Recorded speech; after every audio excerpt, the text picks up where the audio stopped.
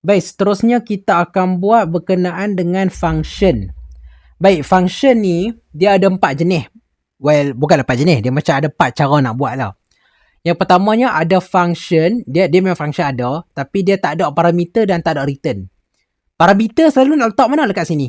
Okay, dia letak dalam kurungan ni macam bawah ni contohnya kan. Dan tak ada return. Okay. Yang ni is the basic one lah. Basic. Now yang kedua, dia ada function, ada parameter tapi tak ada return. Okay, ni ada parameter tapi return tak ada. Okay, so kita akan setkan nilai dia di bawah ni. Yang ketiga ada function tapi tak ada parameter, tapi kali ni ada return pula. Nampak? Ni abang aku suruh hampa tengok sendiri lah. Okay, sebab kalau aku explain takut tak faham lah. Hampa tengok sendiri pun tahu dah lah. And the last one is ada function, ada parameter dan ada return lah. Nampa tengok. Yang ni yang kita banyak pakai lah. Selalunya aku tengok waktu aku dah buat latihan apa semua ni yang banyak kita pakai lah. Tapi aku tak boleh garanti lah esok masuk soalan apa kan. Soalan dia minta function apa. Kalau dia suruh buat function saja, dia tak kata function no parameter, yes return ke apa, kau tak apalah, buatlah ikut suka hati apa pun. Tapi kalau lah dia beritahu kata okay, make a function that have return but no parameter, tu tak pandai-pandai apa buat. Okay, contohnya macam function no parameter lah, return lah. Inilah contohnya. Aku buat lah. Kadang-kadang kalau apa perasan lah, yang ni pun satu pattern yang aku nampak tengok betul-betul. Perasan lah kadang-kadang dia akan panggil by echo. Echo circle area, echo kat sini kan, nampak? Nampak ni? Tapi ada sum yang aku nak panggil function dia. Ni aku nak panggil nama function kan, nampak? Square area aku panggil echo lah. Tapi sum function aku tak pakai echo. Sebab apa? Sebabnya bila aku pakai, dia akan error. Perasan lah sebab apa? Now, kalau hampa tanya sebab apa, aku pun tak tahu. Okay, jangan tanya aku. Aku tak pandai nak explain. Tapi dalam exam, you tahu je. You boleh je tahu. Contohlah kan aku duk buat ni, kata, oh awak error ni lah. Buang lah datang ni. Buang je datang tu. So, dia akan just come back to normal je. And don't worry, the function elok saja. Okay. So, kita akan buat. Okay, kita akan buat. Nak buat yang mana? Okay, kita buat yang ni ya. Function. Kita akan buat function. Calculate price. Kita akan panggil dia punya variable dia. Aku tak mau buat cara macam ni. Aku nak buat macam ni. Aku nak buat macam ni ya. Aku nak buat macam ni. Okay. Aku buat macam ni. Okay, kita buat macam ni ya. Okay. Function, and then kita panggil by function lah. Kita tambah nombor ni ya. Kita tambah nombor lah. Buat kat mana kita buat sini ya. Okay. First, nak declare function. Mudah saja. Buat function.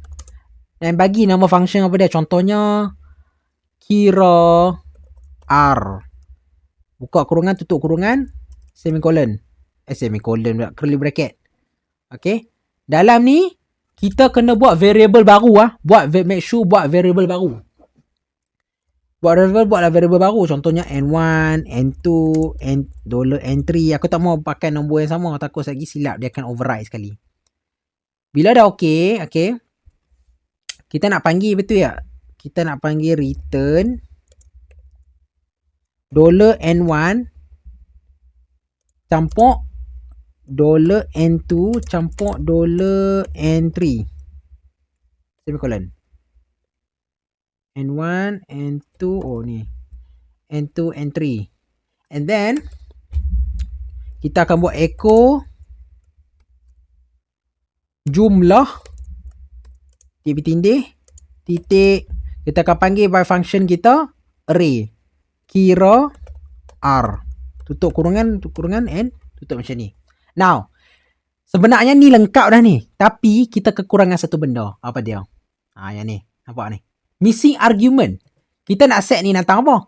Kita boleh set nombor.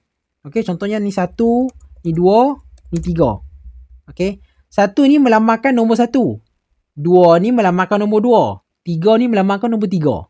Dalam ni kita buat operation dia. Nombor 1 campur nombor 2 campur nombor 3. Ataupun nak buat darab, nak buat bagi, it's up to you.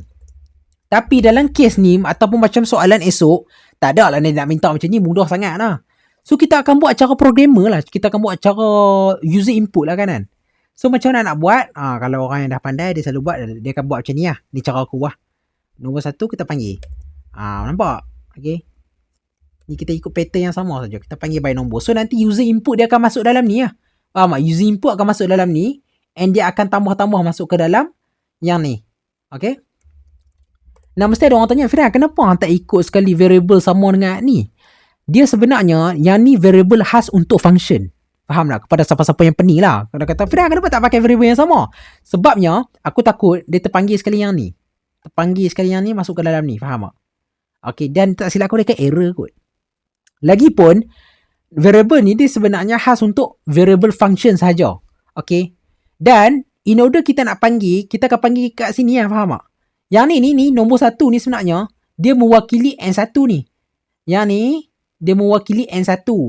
Yang ni mewakili N2, yang ni mewakili N3. Okay, kalau orang yang dah tahu tak apalah. Kalau orang tak tahu, dia macam pening sikit lah at first. Tapi dia senang je. Dia senang saja. Okay. So, jom kita buat. Kita buat.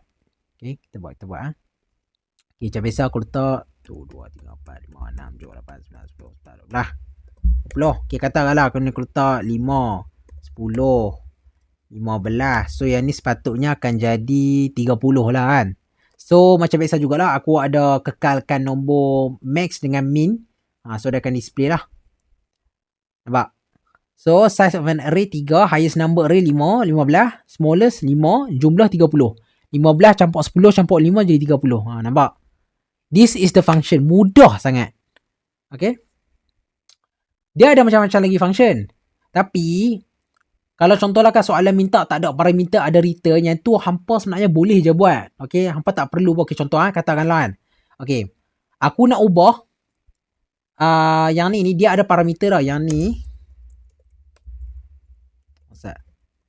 ada return dan parameter. Cuba aku nak buat ni tanpa parameter. Aku cuba buat. Tapi dia ada return, aku cuba buat.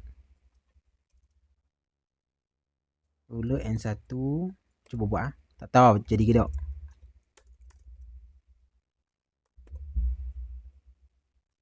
N3. Kau ada buat macam ni.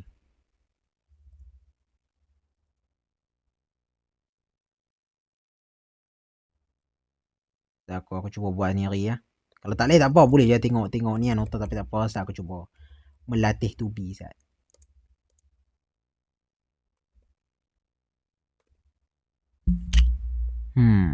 Dia tak ada parameter tapi ada return. So kita akan declare melalui sini lah kan. Nombor 1, nombor 2, nombor 3. Return n plus 1 plus 2, and then kita akan dia ada return tapi tak ada parameter. Dia aku cuba balik. Dia tak ada parameter tapi ada return. Dia dah declare siap-siap. Win the height. So area of square is, betul lah aku buat ni. Kau sebenarnya dia khas untuk nombor tetap saja.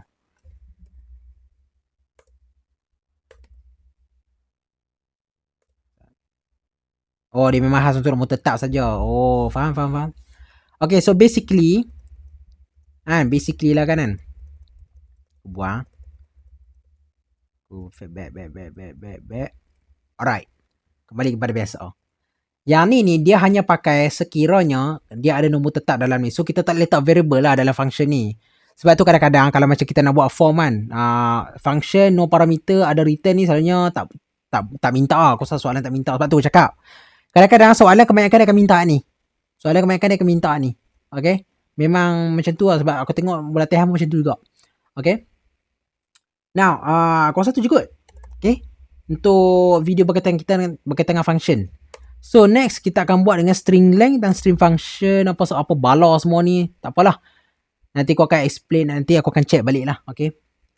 And ada lagi 2 video aku nak buat. Satu berkaitan dengan ni.